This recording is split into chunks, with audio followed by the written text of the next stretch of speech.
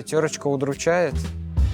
Мне как-то 3000 на кассе набирали мелочи. За день мимо кассира проходит 600 человек как минимум. Галя у нас отменная, я не кричал. Все-таки я же культурное образованное существо. Я жал постоянно кнопку вызова второго кассира. Меня зовут Попов Александр. Работаю администратором в торговой сети «Пятерочка». Мой первый день в «Пятерочке» был просто незабываемый. Он совпал с днем открытия магазина. 9:00. Открываются двери магазина, перерезается красная лента, и огромный просто поток людей влетает в магазин и сметает все, что есть. И мне сказали: Саш, иди пока на кассу, иди пока на кассу. Первые 5 минут я просидел совершенно спокойно, людей не было. Но через 5 минут началось нечто. 2 кассы и 20 человек, 2 круга кольца вокруг 2 касс. Я спрашиваю, а что же мне делать? Саша, что ты сидишь? Бери эту штуковину и пробивай. Я говорю, какую? Эту или это? Обе бери и фигач. Под вечер я перестал чувствовать все. Я забыл, кто я. Я забыл, что я хочу есть. Я забыл, что я стою уже 8 часов на ногах. Я забыл абсолютно все. Я пробивал. А потом это начало приносить такое удовольствие. Мне это в кайф прям пошло. И, в общем-то, поэтому я до сих пор здесь. Когда работаешь месяц-два, сначала идет сухое обслуживание. Но когда ты уже знаешь практически каждого покупателя в лицо, как его зовут, чем он увлекается, где он работает, в какое время он приходит и почему он приходит, то это магазину очень приятно. И в финансовом плане, и в эмоциональном. Продавец, кассир – это кто? Это психотерапевт. Пусть на пару секунд, пусть на полминуты на кассе. У меня было много интересных покупателей, самые такие яркие. Была одна женщина из Ирана. Она разговаривает чисто на английском. И когда она приходит, и хай, Саша, хай. И уже все. И не только она, вся очередь, что там стоит, просто заряжается позитив. Есть одна бабушка, которая тоже приходит. И она, а почему не по акции? А скидочку сделай? Ну, красавчик, ну, хороший мой, ну, сделай, ну, чуть-чуть, ну, бабушке сделай скидочку, ну, чуть-чуть. Как бы хочешь, не хочешь, тут сделаешь. Есть у меня один покупатель, ой, как я его обожаю просто. Александр Николаевич приходит такой, значит, я к вам, снова к вам, но не могу я. Берет то, что надо для радости. Но опять поднимаете цены, но опять, ну что вы, что. Не важно, что там цена, она уже месяц стоит так же. Так мы же не поднимаем. Ну я знаю, что не поднимаете. Ну должен же я до чего-то докопаться. Ну все равно же приятно же мне. Я говорю, ну хорошо, главное, чтобы вам было приятно. 349 к оплате, все. В магазин заходит покупатель и смотрит под товаром ценник. И никто из них, практически никто не догадывается, что прошел этот ценник. Ценники в моем магазине висели вокруг моей шеи. Честно говоря, потому что они выходят огромнейшей длинной полосой. Я их обматываю вокруг себя, чтобы было удобно их выставлять. Боже мой, какая прелесть! Ну вы посмотрите. Смысл и счастье жизни. Есть та самая Варфоломеевская ночь с понедельника на вторник, когда нам приходит 800, 900, 1000 ценников. И все это нужно успеть сделать до утра. Если раньше ценники нужно было вырезать, то сейчас они выходят аккуратные, красивые на термопринтере. Или в некоторых магазинах сейчас они уже даже появились электронные. Покупатель всегда забирает по той цене, которая на полке. Неважно, актуальна она или нет. Если есть товар, есть ценник, значит, этот товар идет по этой цене. Приходите по вторникам. Приходите не только, как обычно, но и по вторникам особенно. Почему? Потому что во вторник, когда обновляются ценники, нам падает достаточно большое количество акций. И, например, если вы были в четверг, пятницу, воскресенье, эти товары не были акционными, цена на них упала во вторник утром, и если вы придете, то у вас будет возможность взять товары, которые еще на прошлой неделе стоили дороже, с какой-либо скидкой.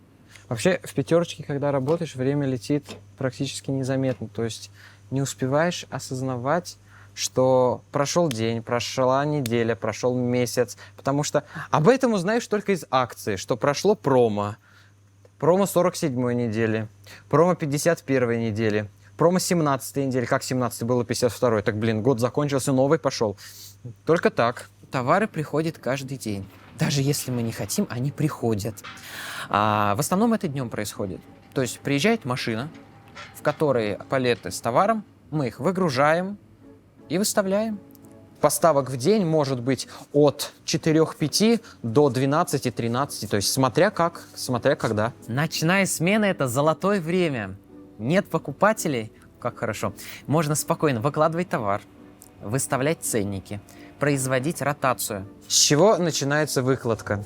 Со склада, откуда она еще может начинаться? Вообще в ночную смену прикольно.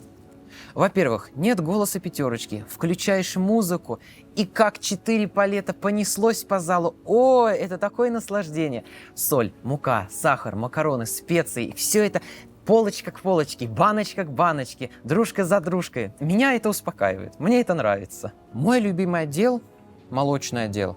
Я всегда туда прихожу в таком радостном настроении. Я постепенно уже начал с ней общаться, с молочкой. Вай, почему ты сегодня здесь стоишь? Я ж тебя сюда ставил. Кто тебя сюда перекинул? Родная моя, сметана сарафановая 10%, 300 грамм в баночке. Ну за что тебя сюда поставили? Я ж тебя по планограмме вчера на полке повыше поставил, а тебя кто-то сюда спустил. Что ж за зараза такая? Когда я начинал и был кассиром, у меня были обязанности расчет покупателей на кассе, обслуживание, помощь покупателям в зале и, в конце концов, выкладка товара. Сейчас, когда я шагнул на ступеньку выше, стал администратором, появились множество других обязанностей. Работа с товаром, поступление, отгрузка, приемка товара, поддержание кассовой дисциплины, это отмена. Та самая Галя, у нас отмена на кассе, это теперь делаю я. И главное, такая мысль. Я вот, когда базу выгружаю, приходит 8 палетов, думаю, неужели я шел на администратора, учился практически несколько месяцев, чтобы потом эти палеты опять же, как грузчик из машины вытаскивать. Теперь то же самое, что я тут учился на админа, чтобы этот товар, что ли, выставлять? Ё-моё, что за жизнь такая? Стеллажи в магазине практически то же самое, что и ценники. Это все идет сверху. Так как они стоят, мы на это повлиять не можем. Нам спускают специальную инструкцию, где указано, где какой стеллаж располагается и что на нем должно быть. Многие спрашивают, ё-моё, ну что вы так криво поставили? Хлеб у вас здесь, фрукты у вас здесь, мне нужна мука, но вообще черт не знает где, это надо пройти 5 километров. Ну так блин, пока же вы идете 5 километров за этой мукой, тут же есть печенье, здесь есть лимонад, вот стоит шампанское. Чтобы у вас была возможность, чтобы вы посмотрели, а вдруг это тоже надо? И вы уже забудете про эту муку, вы возьмете ее, может быть. Но пока вы до нее дойдете, вы возьмете еще что-то. Ну, умные люди составляли. Конечно, что вы хотите. Товар возле кассы – это святая вещь. Это действительно так, чтобы пока стояла очередь, покупатель стоял, ждал эти 2 минуты своей очереди, у него была возможность задуматься. Так, блин, мне же еще сникерс нужен. Но поэтому же презервативы возле кассы, чтобы человек подумал, что... Конечно, чтоб подумал, хорошо подумал, и рядом жвачка.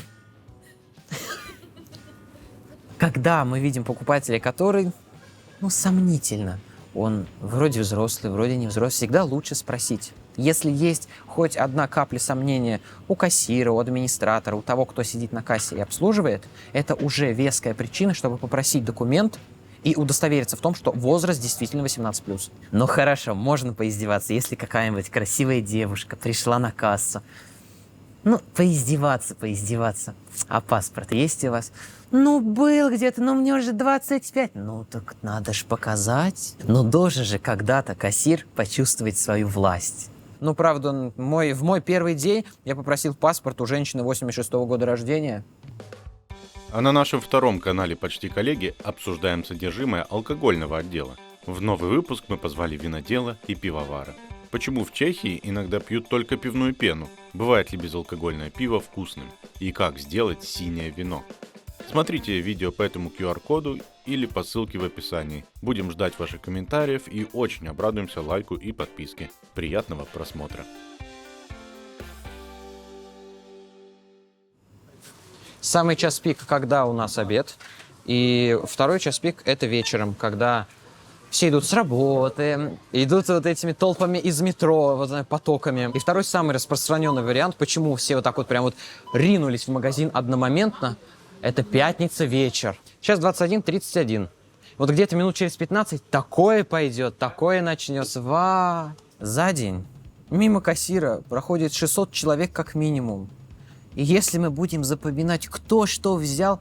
ты за чипсами, значит, пришла. И так не влезаешь там не это, свои 4 XL. А еще это взяла, это набрала, это. Да ты посмотри, Вот Вот сколько я работал, у меня такого ни разу не было. Есть, когда покупатели стесняются что-то спросить, что-то. Была такая ситуация. Я сижу на кассе, обслуживаю. Рядом со мной за зоной КСО следит вторая кассир. И подходит к кассе два покупателя, скажем так, из Средней Азии. И они прям так аккуратно, тихонько, чтобы вот не дай бог никто не услышал. Они спрашивают: у вас прокладки есть? Я говорю: что? Ну или как они там называются? Тампоны есть у вас? Моя Наида подбегает. Что вам надо? А, тампоны вам нужны. Поняла. Пойдемте я покажу. А зачем вам? Но я покажу все равно, я покажу. Нет, такие не подойдут. Вот возьмите тогда вот эти. Вот эти пробовала, хорошо. Ой, а нет, тогда из этого магазина вышли, мы их больше не видели. Магазин – это отдельная система. Это живой организм. То, что видит покупатель, это 30% от того, что есть в магазине. Чтобы проверить наличие нужного количества сигарет в магазине, нужно отсканировать каждую пачку. Это называется марочная инвентаризация. То есть был у меня такой случай, как раз буквально месяц назад. Я начал в 9 утра, как раз к 6 вечера закончил, сел на кассу. 4000 пачек сигарет есть в магазине. У каждой свой знак.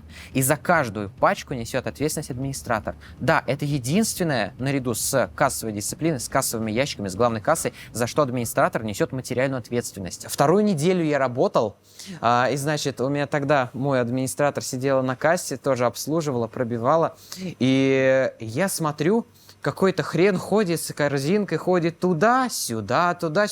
А там, ну так, чисто по мелочи, на перекус. Там 8 баночек сока по 200 рублей, там еще манго, авокадо, бананы, это все. Я думаю, ну, наверное, человеку захотелось перекусить, там, на здоровое питание, 8 баночек сока. Ну, почему бы нет?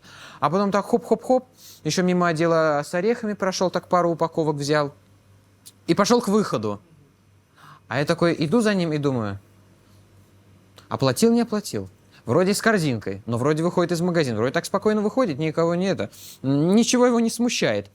А потом я просто за ним иду. Мы вышли из магазина, идем по улице. Он так спокойно идет с корзинкой. Я тоже за ним иду. И потом я поворачиваюсь, спрашиваю, вы оплатили? Он тогда отдает мне корзинку и уходит. Я стою на улице с корзинкой там на несколько тысяч. И потом думаю, блин, он же мог это украсть. Вбегаю в магазин. Значит, эту корзинку у него забрал. Я же дышать не могу, я же взахлеб. Это был вот первый такой случай, когда я столкнулся с этим именно лично. Круто было, прям незабываемо. Если обнаружил сам факт кражи, что вот у тебя стояло 6 бутылок виски, и теперь их нет, то как бы, все уже. А если сам процесс ты замечаешь, что кто-то в сумку это быстро складывает, то тут два варианта. Либо попросить пройти на кассу оплатить. В случае отказа уже как раз таки тогда можно вызвать ГБР и составить заявление. К счастью, вот сколько я работаю, все вызовы ГБР были ложные. Я как-то прихожу на кассу, а мне кассир говорит: Саш, у меня кассовая лента не ехала, я ГБР вызвала. Ну, вдруг что? Ну, кнопку перепутала. Там касса включается одной, я ГБР вызвала. Вот стоят, иди разберись с ними. Бывало, когда я нашел эти брелки, еще когда был маленьким, совсем зеленым продавцом-кассиром. Я думаю, что это за фигня тут лежит в ящике? Думаю, какая-то хрень, брелки. Нажал, и приехали эти люди. Смотрит так, я говорю, Саш, ты ничего не нажимал? Нет, ты что? Нет, какая-то хрень там лежала, не знаю. Нет, не нажимал. Оказывается, это кнопка быстрого реагирования. Ну, теперь-то я знаю. Кассы самообслуживания, они контролируются, как и кассы обычные. Стоит человек и контролирует, чтобы все было четко. Но некоторые люди могут, например, яблоки там Red Delicious за 229 рублей пробить, как сезонные за 89. У нас появляются кассы самообслуживания, которые могут различать вид товара. То есть в зависимости от того, что на весах или что покупатель пробивает через сканер, касса может определить, правильно ли он это пробивает или нет. Это также входит в зону контроля.